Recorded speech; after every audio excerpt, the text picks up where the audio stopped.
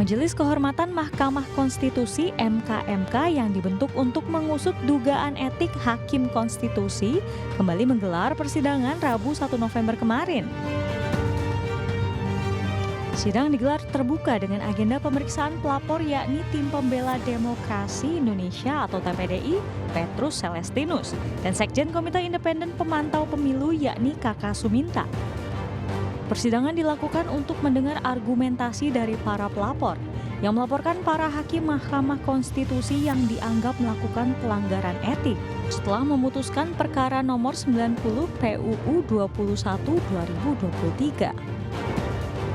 Petrus sendiri melapor terkait putusan Mahkamah Konstitusi soal batas usia Capres-Cawapres yang dinilainya merusak marwah MK dan tidak bersifat final dan mengikat. Tidak hanya sidang terbuka, MKMK juga menggelar sidang tertutup untuk para hakim Mahkamah Konstitusi diantaranya Saldi Isra, Suhartoyo, dan Mahanan Sitompul.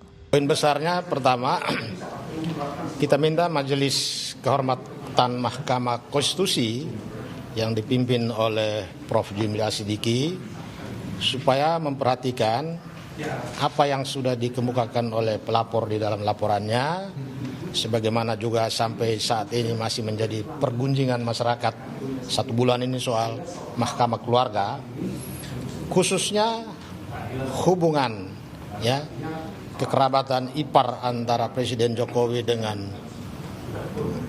Ketua Mahkamah Konstitusi Anwar Usman, sehingga posisi Mahkamah Konstitusi sejak Mei 2022 sampai sekarang tersandera kemerdekaan dan kemandiriannya akibat dari hubungan nepotisme itu.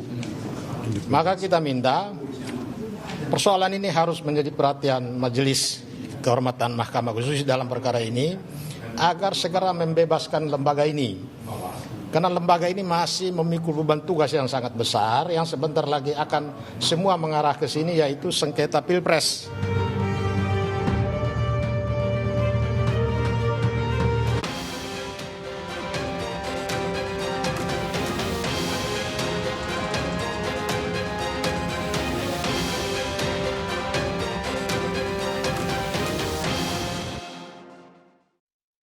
Ya, selamat malam pemirsa. Pasca putusan dari Mahkamah Konstitusi yang tidak hanya menuai polemik tetapi sampai berdampak kepada pelaksanaan sidang kode etik dari Majelis Kehormatan Mahkamah Konstitusi atau MKMK yang tampaknya menemukan adanya masalah yang terjadi terkait dengan keputusan MK terkait dengan batas usia Capres dan Cawapres tersebut.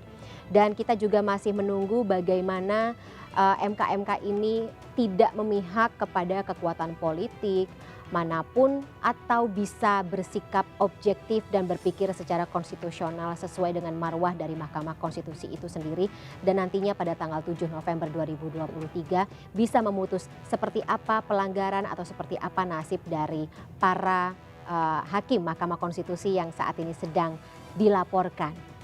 Ambisi politik dinasti, kemudian juga marwah Mahkamah Konstitusi ini dikhawatirkan bisa ternodai dan menjadi tema pembahasan dalam episode One on One malam hari ini. Bersama saya, Fani Imaniar.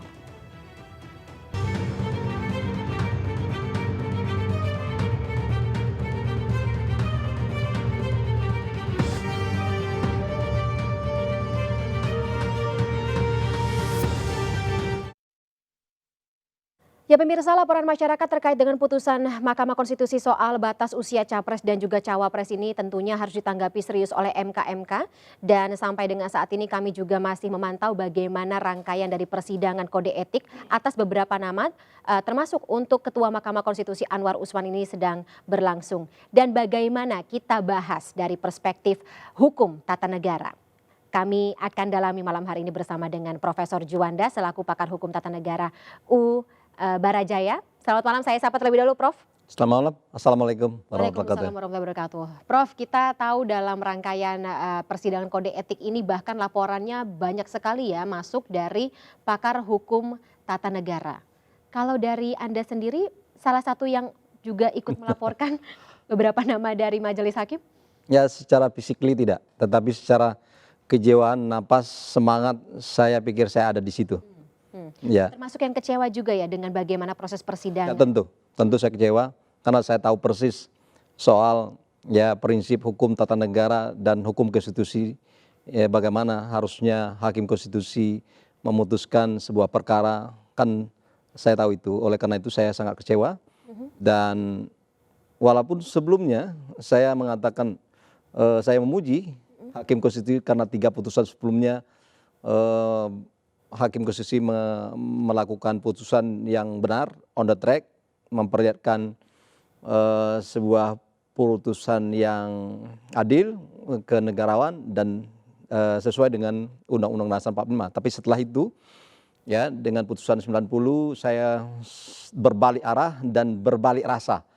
Sangat kecewa sekali. Kalau bahasa anak sekarang ilfil, Prof. Enggak juga, tetapi saya melihat begitu kelihatannya kayak pesawat terbang setelah naik terus langsung turun, begitu tajam sekali, berbeda antara 3 perkara sebelumnya.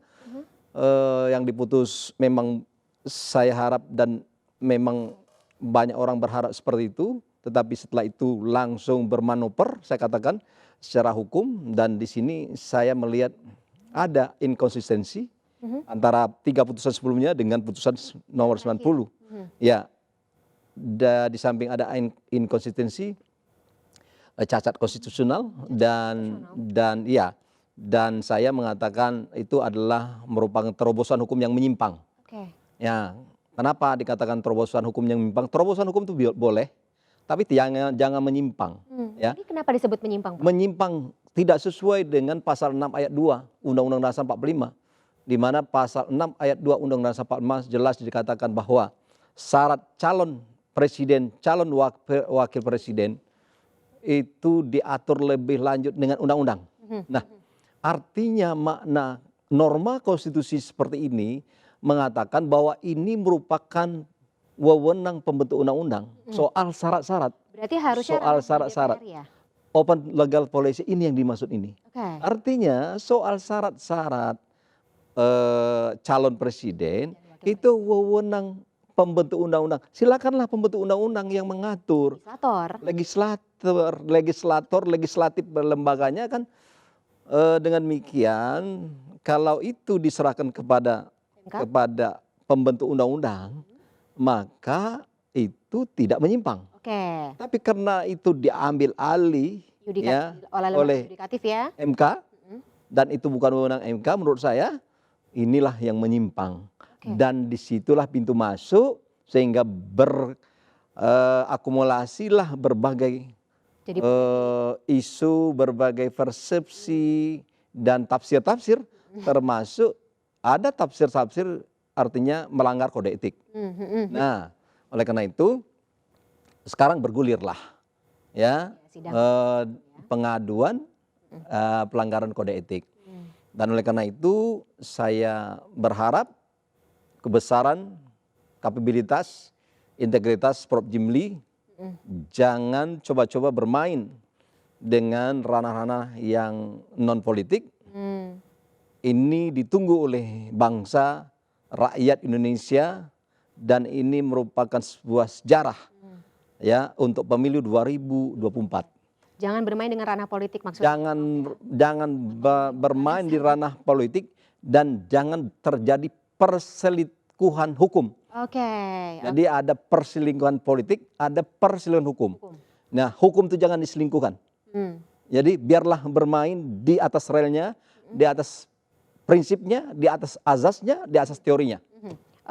Nah berarti tidak hanya prosesnya begitu, Prof. Sampai akhirnya pengambilan keputusan yang akhirnya melahirkan ada aturan baru dalam putusan Mahkamah Konstitusi atau undang-undangnya begitu yang diputus oleh Mahkamah Konstitusi. Walaupun cacat tadi katanya Prof. Juanda, ya hasilnya apa boleh buat final binding. Gimana, Prof? Ya, benar. Inilah antara pandangan ilmiah akademis ya dengan pandangan hukum positif. Kalau menurut hukum positif bahwa ini adalah final and binding. Artinya tidak ada upaya hukum lain yang bisa kita lakukan. Yang kita lakukan dia saat diucapkan ya saat itu juga berlaku dan mengikat. Nah, oleh karena itu berarti walaupun cacat, walaupun kecewa, secara hukum positif ya berdasarkan mazhab positivisme, legisme yang dikenal dalam mazhab filsafat hukum harus diterima. Ya. Makanya ya nama-nama pasangan calonnya juga sudah resmi ya didaftarkan Nah, ya. itu. Berangkat dari hasil putusan Mahkamah Konstitusi. Nah, itu pandangan hukum positif. Oke. Tapi pandangan ilmiah akademis saya mengatakan bahwa sebenarnya berdasarkan undang-undang kekuasaan kehakiman, kalau ini terbukti dan saya kuat menduga Ini terbukti. ini dapat dibuktikan. Oke. Jadi bukan terbukti lagi, tapi dapat dibuktikan dengan alat bukti, dengan argumentasi para pengadu itu sendiri, ya. Tinggal lagi adalah apakah berani? Ya, mau atau tidak? Berani, mau oke, tapi tidak berani, Oh. ya. Nah, jadi mau plus berani. Nah, secara psikologis, secara akademis, saya sangat meyakinkan, sangat percaya Prof. Jimli dan Prof. Bintan Saraghe. Saya tahu selama ini integritas, kredibilitas beliau baik secara hukum maupun secara integritas sudah dapat teruji selama ini ya, dapat dipertanggungjawabkan. Namun apakah berani dengan kondisi seperti ini menghadapi tembok-tembok besar politik, kekuasaan? Nah, kalau ini berani demi tegaknya konstitusi, demi tegaknya undang-undang, demi tegaknya hukum, demi tegaknya etika, saya berharap lakukanlah saat ini Prof. Jimli dan kawan untuk meninggalkan legasi yang bagus, ya.